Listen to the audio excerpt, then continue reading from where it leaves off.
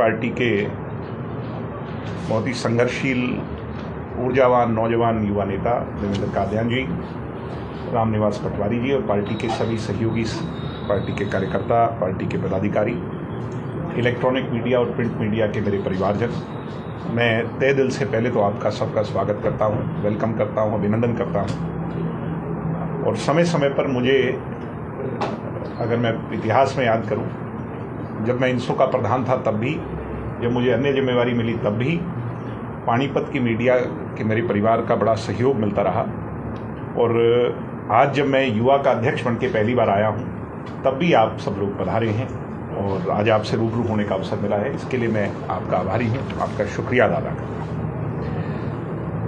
आज मुख्य विषय तो अनेक हैं। जो प्रदेश का आज बेरोजगारी का हाल है, आज प्रदेश के अंदर बढ़ती क्राइम व्यवस्था का हाल है, आज प्रदेश के अंदर किसानों का विषय है, मगर सबसे ज़्यादा जो चिंताजनक और जिस पे आज मैं आपसे रूबरू होना चाहता हूँ कि जो क्राइम इंडेक्स है हमारा, उसने सारी सीमाएं लांघ दी है।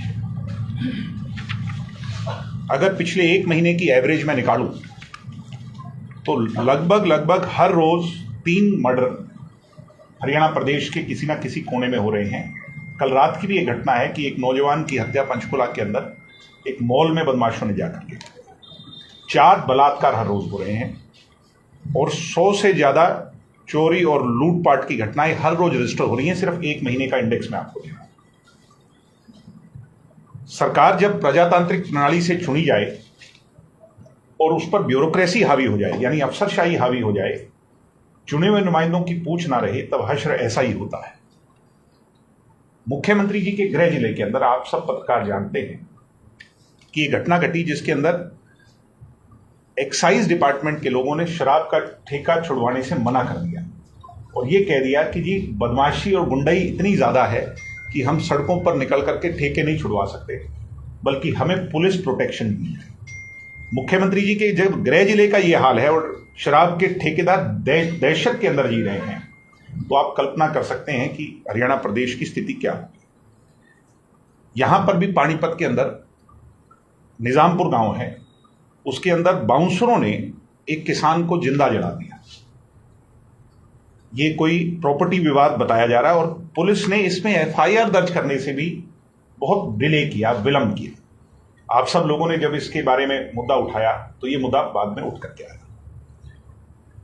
मैंने जैसा जिक्र किया कल पंचकुला की घटना के बारे में, हिसार के अंदर नाबालिग के साथ दुष्कर्म, यौन उत्पीड़न के मामले जो ऑफ लेटली सामने आए हैं और इनकी वीडियोस को धड़ल्ले से अपलोड किया जा रहा है, उस पर पुलिस अभी तक कोई एक्शन नहीं ले पाई है। पिछले सप्ताह उचाना के अंदर 1.5 घंटे तक 3 जगह फायरिंग, 1.5 घंटे तक फायरिंग चलना, ये कोई कल्पना कर सकता है? 50 लाख से ज्यादा रंगदारी बदमाशों ने मांगी और पुलिस ने अभी तक उस पर कोई एक्शन नहीं किया। रोहतक के अंदर एक गैंगस्टर के चाचा की 8 उंगलियां काटकर उसको मारकर उसकी हत्या कर दी। बहादुरगढ़ के अंदर दूध लेने गए एक युवक को गला रेत कर हत्या कर दी। कल परसों की यह घटना है जिसमें स्कूल के बच्चे की स्कूल के अंदर जाकर के हत्या कर दी, चाकुओं से कूद करके। मैं ये मानता हूं कि अगर मैं हर विषय पर जाऊंगा तो आज ये सारी न्यूज कटिंग्स, मतलब नित नए सवेरे अगर कोई भी पन्ना खोलें तो आपके छापे हुए अखबार, आपकी कलम से लिखी हुई ये तमाम बातें जो हैं, कोई ऐसा दिन नहीं जा रहा। और मुख्यमंत्री जी जो है हरियाणा प्रदेश के, मैं मानता हूं कि अगर वो इस पर कार्रवाई नहीं कर पा रहे तो कहीं ना कहीं एक कमजोरी साबित हो रही है। ये लगता है कि हरियाणा की सरकार मुख्यमंत्री जी नहीं चला रहे, बल्कि कुछ अफसर चंडीगढ़ और दिल्ली में बैठ करके इस सरकार को चला रहे हैं। तो एक युवा होने के नाते और प्रदेश का एक जिम्मेवार नागरिक होने के नाते, एक राजनीतिक व्यक्ति होने के नाते आज मेरा और मेरी पार्टी का ये कर्तव्य है कि सरकार को चेताया जाए, सरकार को आगाह किया जाए। और मैं मुख्यमंत्री जी से कहूंगा कि अब आपका हनीमून पीरियड खत्म हो चुका है। शुरू में जब कोई नया काम जुड़ता है तो हम कुछ समय उसको, उसके एक्सपीरियंस को और उसको इसलिए देते हैं कि वो अपने आप को प्रूव कर पाए। मगर हमारा स्टेट कानून व्यवस्था की स्थिति में आज टोटल कोलैप्स की ओर आगे बढ़ रहा है। ये बहुत चिंता का विषय है। दूसरी ओर, ये तो मैंने क्राइम की बात की।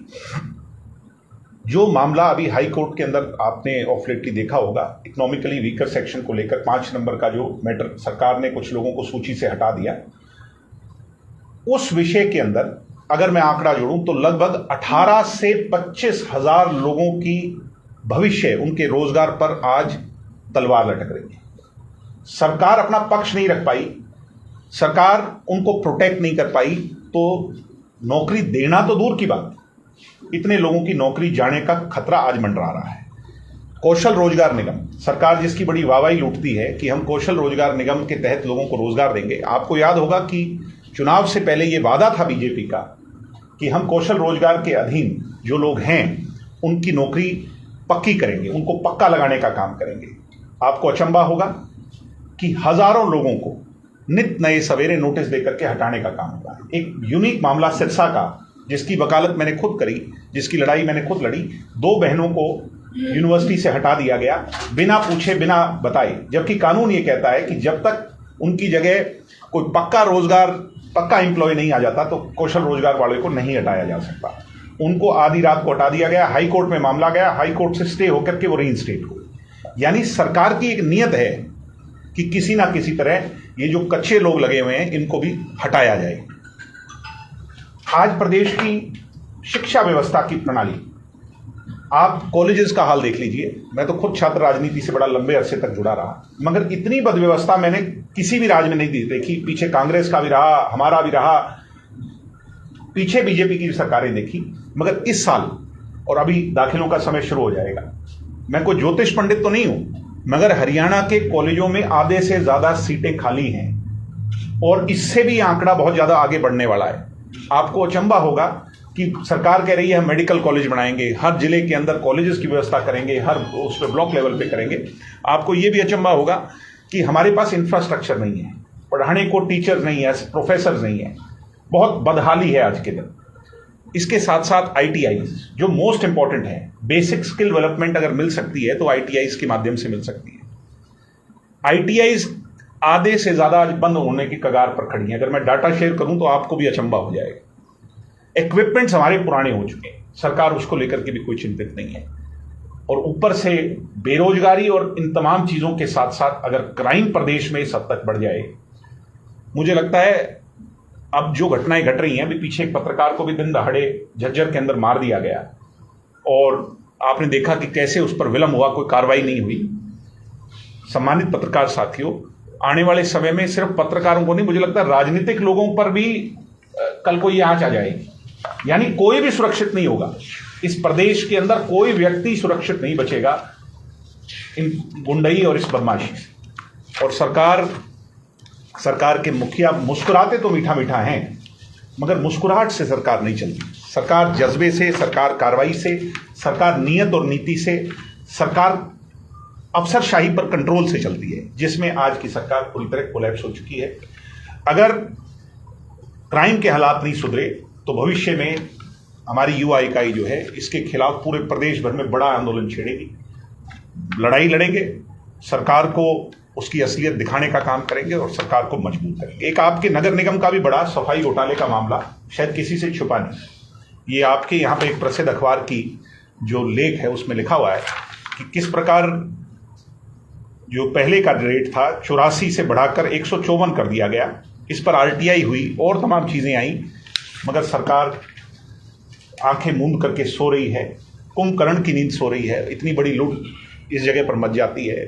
जो RTI एक्टिविस्ट हैं वो CBI से इसकी जांच की मांग करते हैं, मगर सरकार सोई रहती है। तो बहुत चिंता का विषय है। जरूर सरकार के अभी भी 4.5 सवा 4 साल बाकी हैं, मगर इसका कतई ये मतलब नहीं कि विपक्ष अपनी भूमिका को भूल जाए। हम सरकार की ईंट से ईंट बजाएंगे, सरकार को एहसास कराएंगे और हरियाणा प्रदेश की जनता को इन तमाम मुद्दों से रियायत मिले, इस परेशानी के सबब से उनका निपटारा हो, इसकी लड़ाई लड़ेंगे। तो यही आज विषय थे, आपसे मिलना हुआ। सैनी सरकार की उपलब्धियां गिना रही है कि मनोहर सरकार में भी ऐसा होता है?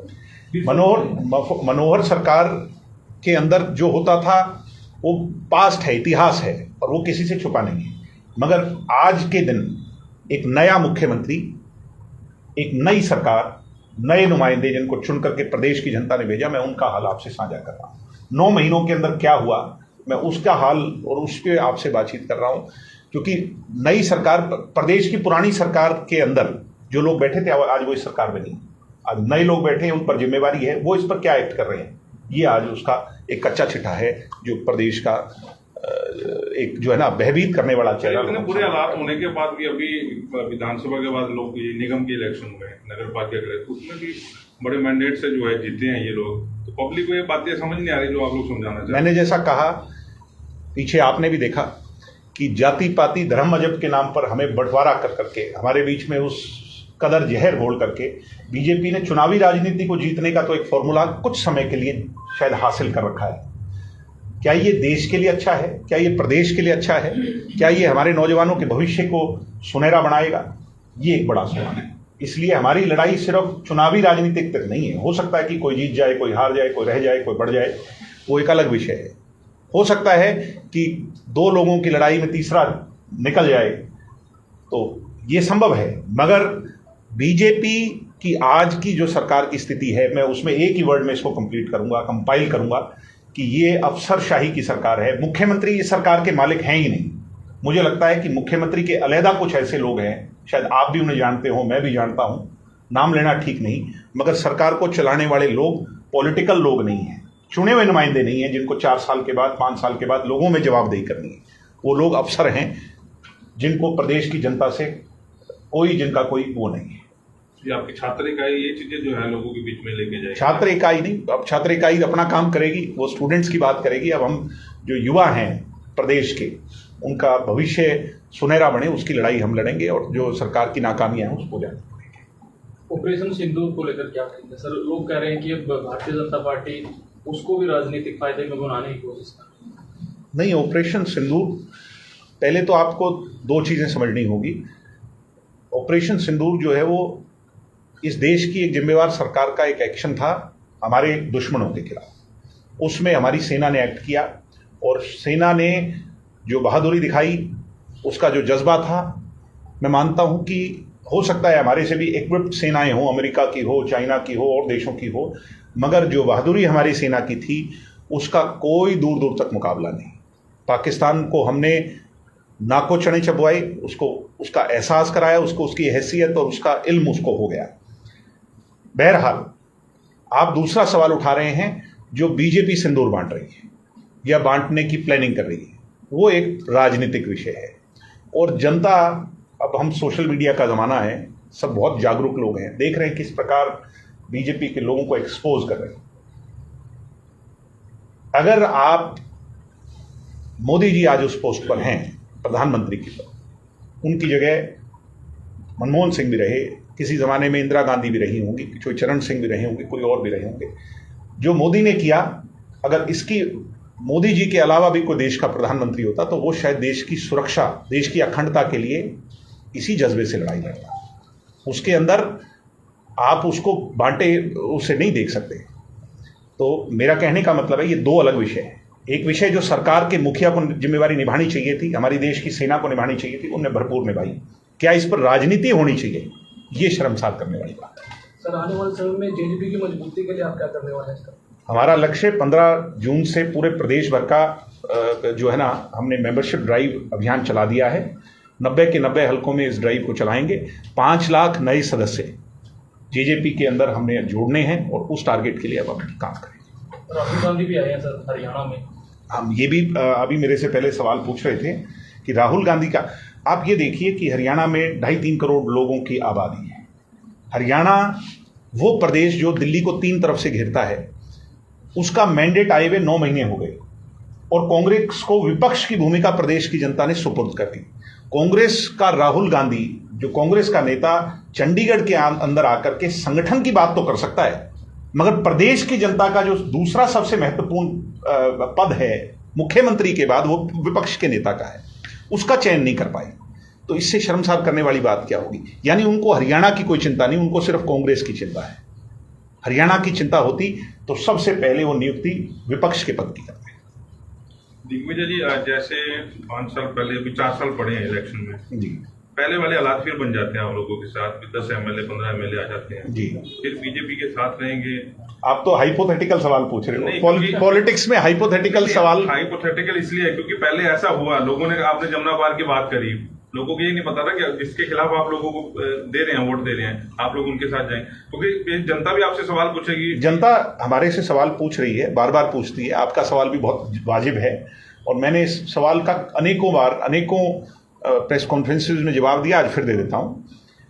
हमने, जब हमारा मैंडेट 10 सीटों का था, तो हमने पहला अगर किसी को अप्रोच किया था तो वो कांग्रेस पार्टी और भूपेंद्र हुड्डा को किया था। उसमें मैं खुद शामिल था। मैंने खुद हुड्डा जी से 3 दफे बातचीत की और इस पर खूब लंबी विस्तार से बातचीत हुई। हुड्डा जी ने हामी भरी, मगर लास्ट फोन कॉल पर हुड्डा जी मना कर दिए। जब हुड्डा जी ने सरकार बनाने से हमारे ऑफर को रिजेक्ट कर दिया, तो हम इस हालात में प्रदेश को स्थायी सरकार देने के भी जिम्मेवार हैं। वो सिर्फ और सिर्फ कांग्रेस पार्टी नहीं है, हम भी हैं।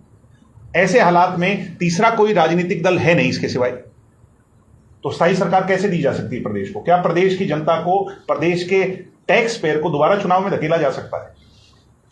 मगर इस बात का जवाब मेरे से ज्यादा आप हुड्डा जी से क्यों नहीं मांगते? और जब मांगोगे तो मैं आपको इस बात के लिए विश्वास दिला सकता हूं कि किसी दिन पानीपत में हो तो दीपेंद्र हुड्डा या भूपेंद्र हुड्डा जी से ये बात पूछ लेना, वो इस बात का जवाब नहीं देंगे।